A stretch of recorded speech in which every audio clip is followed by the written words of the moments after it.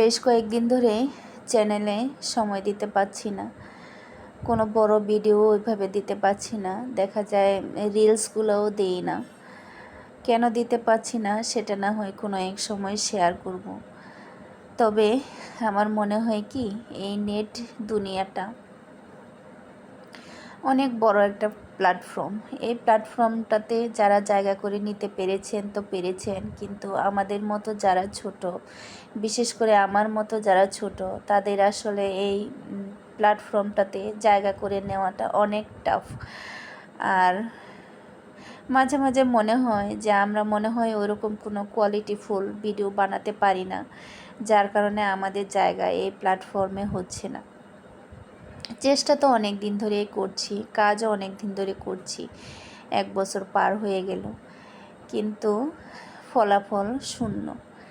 যেখান থেকে শুরু করেছিলাম ওইখানেই থেমে আছি, হয়তো বা একটু এগিয়েছি, যেটা কিনা খুবই সামান্য। ভেবেছিলাম যে এই জায়গাটা মাঝে মধ্যে অনেককে দেখে বা অনেক কিছু দেখে মনে হয় যে জায়গাটা খুবই সহজ, কিন্তু যখন এই জায়গাটাতে হাঁটতে শুরু করেছি তখন আসলে একটু একটু করে বুঝতে পেরেছি যে জায়গাটা কত বিশাল। এখানে জায়গা করা এত সহজ না, আর বিশেষ করে আমাদের মতো যারা, তাদের মনে হয় জায়গা করে নেওয়াটা আর অনেক বেশি কঠিন। তো যাই হোক, যদি জায়গা হয় তাহলে তো অবশ্যই টিকে থাকবো, আর যদি জায়গা না হয় তাহলে কোনো একদিন ঝরে পড়ে যাব। একটা সময় অনেক আশা ছিল, এখন আর কোনো আশা নেই।